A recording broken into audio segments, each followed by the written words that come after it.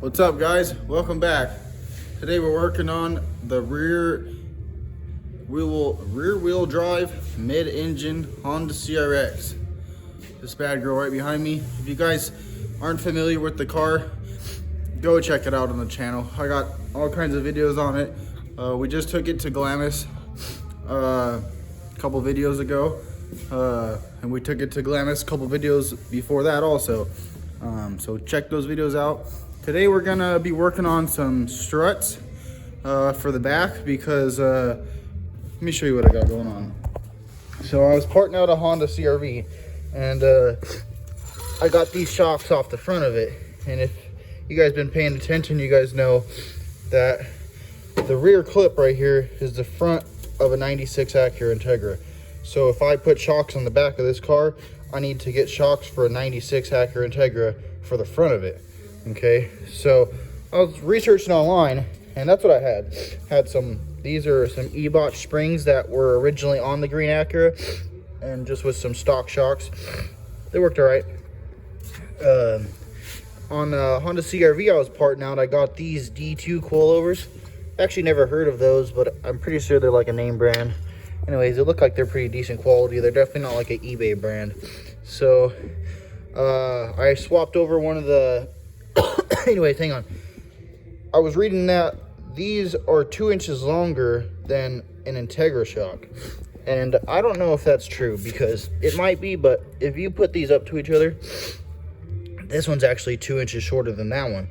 But if you guys know anything about lowering coilovers, you know that they already come 2 inches shorter. So plus there's some adjustability right here, so I could probably pull it out of the tube to raise it up.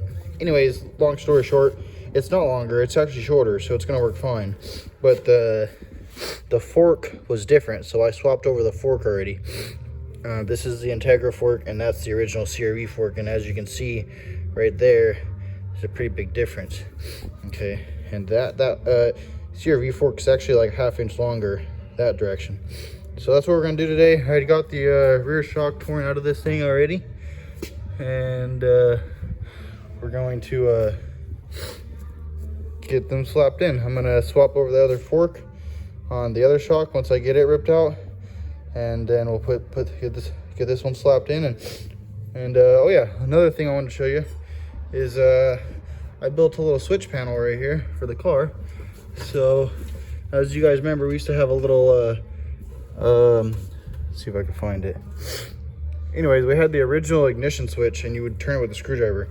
And that was pretty ghetto, and it was really unsafe because I kept worrying that if the throttle got stuck or something, I would have no way to shut the car off, especially if I couldn't get to the clutch or something in time.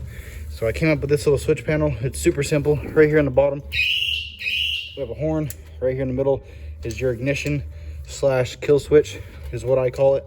So in order to turn the car on, you just pull it out, and as you can see, everything came on, all the dash lights and wideband and all that. And then if you were having a problem and you needed to shut the car off, all you have to do is slap up here and slap that thing off, okay? So you just, bam, you hit it and the car shuts off. And then this one right here, I'm not gonna, well, I'll show you guys. This is your, it's the starting button, so that's what cranks it. Pretty simple there, real basic setup. I don't wanna get too complicated with, some guys have 4 different switches, one for the fan, this, that. Man, I don't got time for all that, dude. Turn the car on, turn the car off. It's that simple. Okay, so yeah, let's get these shocks slapped in, and we'll go from there. And we're gonna do a little tune-on. Hopefully, if this video doesn't get too long, we're gonna go hook up the Honda, and we're gonna go do some tuning and see if we can't get a decent little tune on this thing. Right now, we're on like 3 pounds of boost.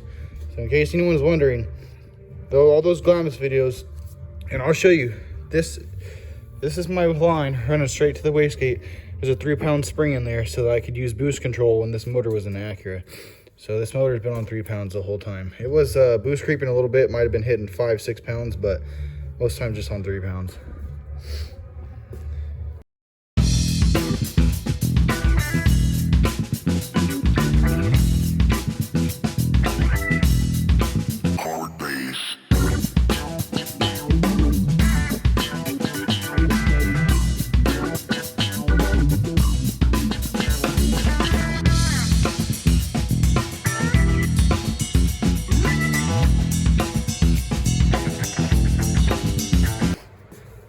got that shock slapped in there. She's good to go.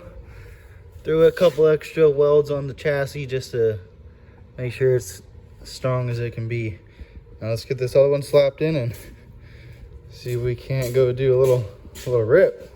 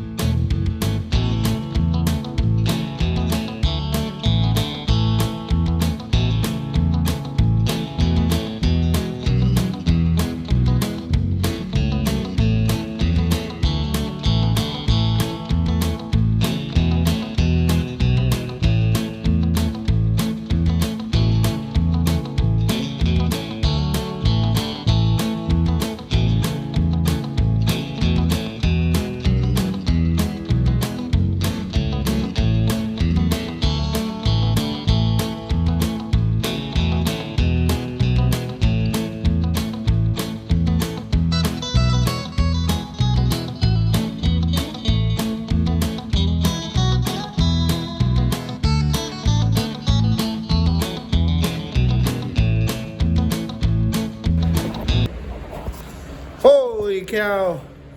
Let me explain what was going on there. So I had to pull the seat. I remembered that, well, as you see on the other side, I painted it. I put some undercoating on the fender well after I had everything together. So I decided this time that way I'd get a better paint job just to paint it while everything was apart. And I had to weld up that side also, just real quick. But the main thing, I had to pull that CV axle out because in Glamis it popped out and I didn't realize it. If you guys ever had a B series, you know, I don't know why, dude. It's super common for the passenger side axle to pop out. I mean, sometimes it just happens when you're driving. Sometimes it happens for me when I'll be doing like a burnout. If I do like a second gear, third gear burnout and you're smacking the rev limiter, it'll come out. But this time it just came out when we were in Glamis. I don't know why. Maybe from the arms going up and down. I noticed that shock that I had on there really let the arm travel super far down. I was like, I don't know if that's because those are just stock CV axles, you know, they're not like meant for off-roading. They don't have a ton of, they're not supposed to articulate that much, you know. They can, and I'm sure that they work off-road, you know, but they're not really designed for that. And when you start articulating a CV axle like that, it could bind up and stuff. So you should, you don't want your arm to go down that low, to say the least. So maybe that's what happened, is maybe it pulled the CV axle out on one of the whoops or something.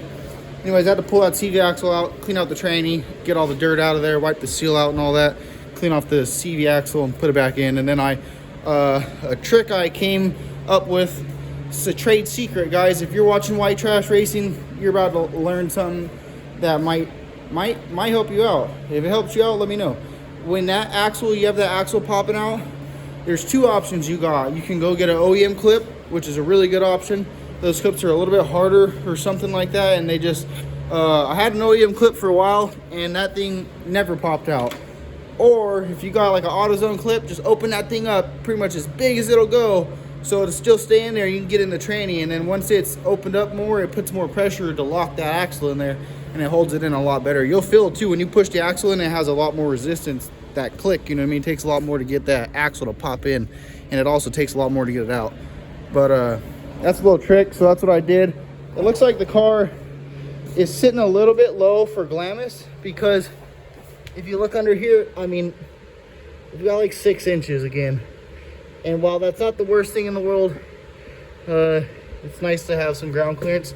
And then I don't know if with the paddle tires on, if we're gonna clear the fenders, with the paddle tires on, if we're gonna clear the fenders now. So that's where we're at.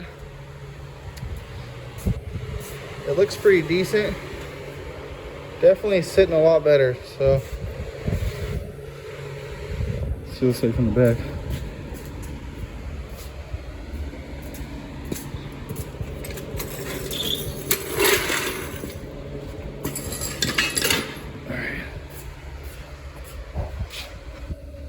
Yeah, sitting a lot better, that's for sure. I gotta do an alignment again because whenever this thing goes up and down, it changes the toe. So now it's lowered. I can see it's towed in a little bit. But cool, that's that's where we're at, brother. I think we're gonna finish up the video here. I don't know if you guys like short videos or long videos. That last Glamis video did pretty good, so appreciate you guys. We're almost at 2,000 subscribers on the channel, guys, and I really want to push to get to that 2,000 mark, and I want to do a giveaway. Not sure exactly how I'm going to do it. I got all kinds of stuff. I had this H2B exhaust. Sure, if you're doing an H2B swap, really nice exhaust, a header.